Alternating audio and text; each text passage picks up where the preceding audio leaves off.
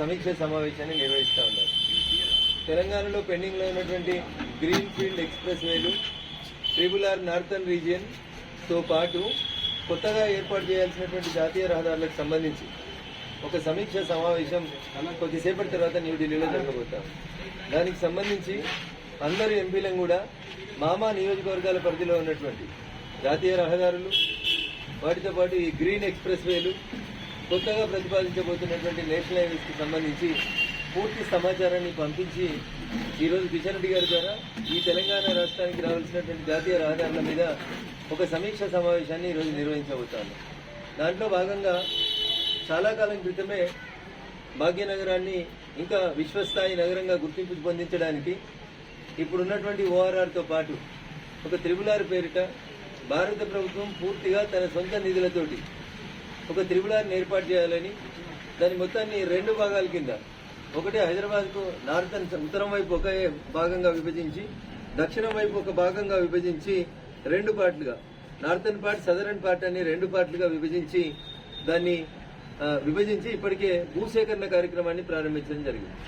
So చాలా మంది మిత్రులలో, చాలా గ్రామాలలో ఒక రకమైనటువంటి అపోహ ఏముందంటే పేదోళ్ళ భూములు లాక్కుంటున్నారు, పెద్దోళ్ళ భూములకి వెళ్లి రింగ్ రోడ్ని పక్కకు అలైన్మెంట్ మారుస్తా ఉన్నారు, ప్రభుత్వాలు మారినప్పుడల్లా అలైన్మెంట్లు మారిపోతా ఉన్నాయి, ఇట్లా రకరకాలైనటువంటి అపోహలు ఉన్నాయి. కాబట్టి పూర్తి స్థాయి లోపల పీడీ నేషనల్ హైవేస్ తోటి దీనికి సంబంధించినటువంటి ఒక వీడియో ప్రజెంటేషన్, దీనికి సంబంధించినటువంటి డాక్యుమెంటేషన్ అంతా కలెక్ట్ చేసిన తర్వాతనే ప్రజల్ని చైతన్యవంతం చేసి త్వరలోనే ట్రిబుల్-ఆర్ నార్థన్ పార్ట్ని ప్రారంభించేందుకు సహకరించాల్సిందిగా ప్రజలకు విజ్ఞప్తి చేసేందుకు అని చెప్పి ఈరోజు నార్థన్ పార్టీకి సంబంధించినటువంటి పీడీ కార్యాలయం గజ్వేల్లో ఉంది. అక్కడ సమీక్షా సమావేశాన్ని నిర్వహించడం జరిగింది. మీకు తెలియని విషయం అని కాదు, అందరికీ తెలిసిన విషయమే.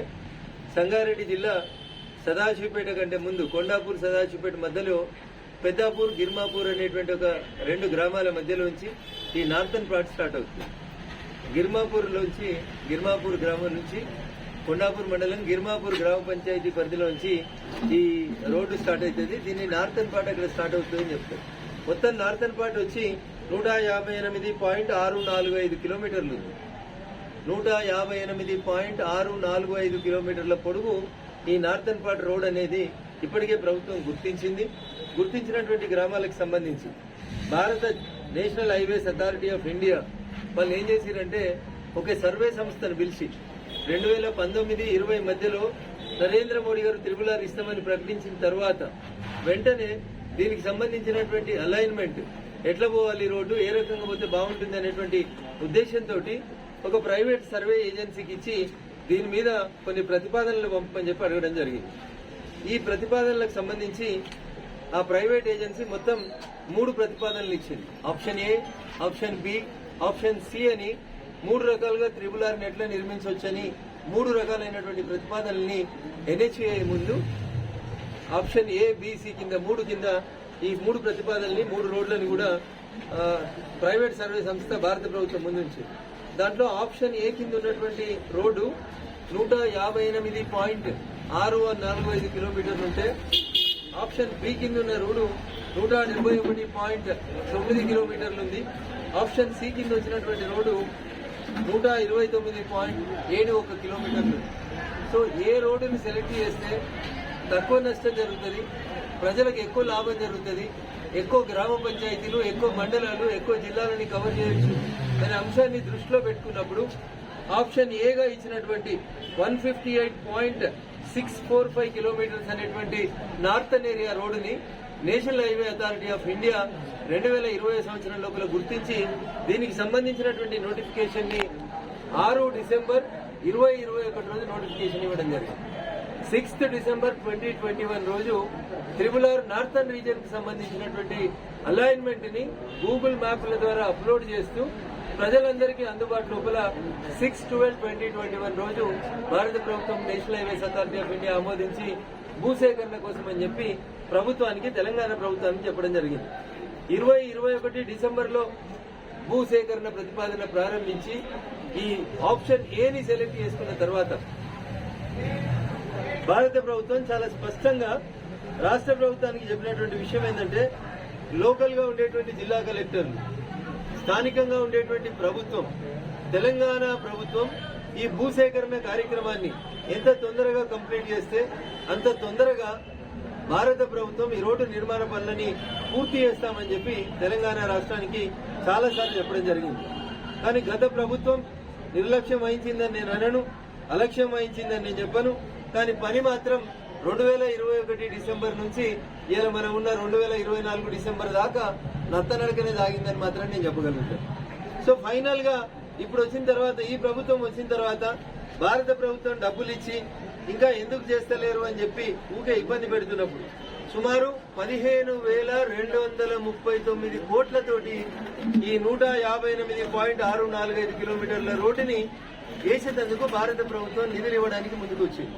15,239 కోట్లు 158.645 కిలోమీటర్లకి వేయడం కోసం అని చెప్పి దీన్ని ఇచ్చేసారు. కావలసినటువంటి భూమి ఎంత అంటే 1,933 హెక్టార్ల భూమి కావాలని చెప్పి ఈ రోడ్డు వేయడానికి కావాల్సినటువంటి భూమి 1,933 కిలోమీటర్లు మామూలు హెక్టార్లు మామూలు భూమి అయితే ఫారెస్ట్ కి సంబంధించి సుమారు 72 ఎకరాల భూమి కావాలని ల్యాండ్ ఎక్విజిషన్ మొత్తం పూర్తి చేసేందుకు సుమారు 5,000 కోట్ల రూపాయలు ఎస్టిమేషన్ వేసి భారత ప్రభుత్వం 2021 నుంచి తెలంగాణకి మణిహారంగా భాగ్యనగరాన్ని మరింత తీర్చిదిద్దేందుకు ఒక RRR ని ప్రతిపాదించి ఆ రోజు నుంచి ఫాలోఅప్ చేస్తా ఉన్నాం. ముఖ్యంగా 4 జిల్లాల గుండా ఈ నార్థన్ రోడ్ అనేది ఉంటుంది. సంగారెడ్డి, మెదక్, సిద్దిపేట, యాదాద్రి భువనగిరి 4 జిల్లాల గుండా ఈ northern part of regional ring road పోతే దాదాపు భాగ్యనగరం నుంచి 50 కిలోమీటర్ల రేడియస్ తోటి అనేక గ్రామాలు హైదరాబాద్ తోటి అనుసంధానం కావడానికి వ్యవసాయం, వాణిజ్యం, కొత్తగా రాబోతున్నటువంటి ఇండస్ట్రీస్, అన్ఎంప్లాయ్మెంట్ ని దృష్టిలో పెట్టుకుని ఈ RRR ని పూర్తి చేయమని చెప్పి భారత ప్రభుత్వం పలు దఫాలుగా ఒత్తిడి తీసుకొస్తుంటే దాదాపు సంగారెడ్డి జిల్లాలో 19 గ్రామాల గుండా ఈ రోడ్డు పోతా ఉంది. సంగారెడ్డి జిల్లాలో 25.188 కిలోమీటర్లు సంగారెడ్డి జిల్లా గుండా పోతుంటే మెదక్ జిల్లాలో 25 గ్రామ పంచాయతీల గుండా పోతా ఉంది. 41.92 దాదాపు 42 కిలోమీటర్ల రోడ్డు మెదక్ జిల్లా గుండా పోతుంది. సిద్దిపేట జిల్లాకు వస్తే 31.7 కిలోమీటర్లు 17 గ్రామ పంచాయతీల గుండా ఇది పోతుంది. యాదాద్రి భువనగిరిలో 23 గ్రామ పంచాయతీలు ఎఫెక్ట్ అవుతాయి. దాదాపు 60 కిలోమీటర్లు 59.701 కిలోమీటర్స్ ఈ రోడ్డు ఆ జిల్లా గుండా పోతుంది. సో చాలా మంది ఇప్పుడున్నటువంటి ORR ద్వారానే నష్టపోయినాం, మళ్ళీ RRR ఏంది అని అడుగుతా ఉన్నారు. సో బేసికల్ గా ఇప్పుడున్నటువంటి ORR 20 సంవత్సరాల క్రితం జనాభా అవసరాల కోసం నిర్మించింది. ఏ దేశమైనా చాలా మంది చెప్తారు అమెరికా అభివృద్ధి చెందిన దేశం అని చెప్తారు. అమెరికా అభివృద్ధి చెందింది ఎందుకంటే కావలసిన ఇన్ఫ్రాస్ట్రక్చర్ డెవలప్ చేస్తే ప్రజలు ఎంత దూరమైనా ట్రావెల్ చేస్తారు, వాళ్ళకి అది సౌలతి కల్పిస్తే బాగుంటుందనే ఉద్దేశంతో దాదాపు 35 నుంచి 40 అసెంబ్లీ నియోజకవర్గాల గుండా ఈ రోడ్డు ట్రావెల్ చేస్తా వస్తుంది. సో చాలా వరకు 10 జిల్లాలకి ఇది కవరేజ్ ఇస్తా వస్తుంది.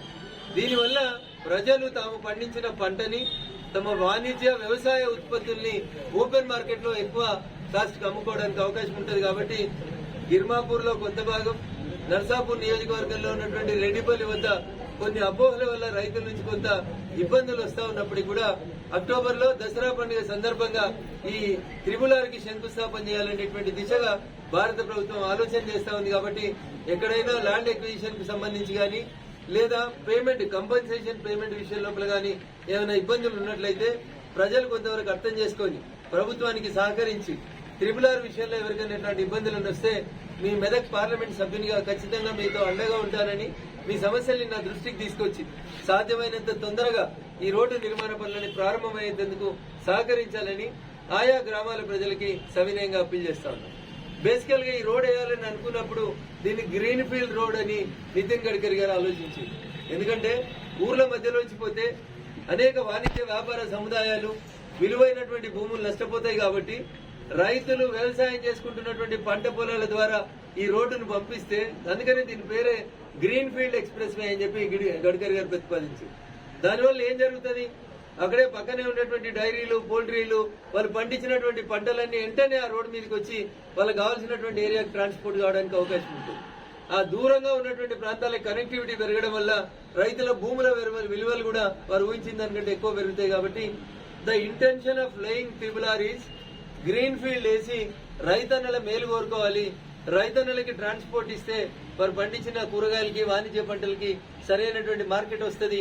ఈ నాముల పేరిట ఎక్కడైనా దేశవ్యాప్తంగా అమ్ముకోవడానికి ఒక అవకాశం కల్పిస్తామని చెప్పి ఈ రకంగా ఆలోచించడం. అనేక జాతీయ రహదారులు, అనేక రైల్వే లైన్లు, అనేక మెట్రో స్టేషన్లను కలుపుతూ ఈ రోడ్డుని ఎక్స్టెన్షన్ తీసుకుపోతుంది. ఎందుకంటే విస్తృతంగా గ్రామాలని భాగ్యనగరంతో కలిపి ప్రజలకు మేలు జరగాలనేది ఈ ట్రిబుల్ ఆర్ వేయడం వెనకాల ఉన్నటువంటి భారత ప్రభుత్వ ఉద్దేశం. 1-2 గ్రామాల్లో ఎక్కడన్నా నష్టపరిహారం ఎక్కువ కావాలనేటువంటి డిమాండ్ ఉంటే దయచేసి ప్రజలు కలెక్టర్లతో సంప్రదించి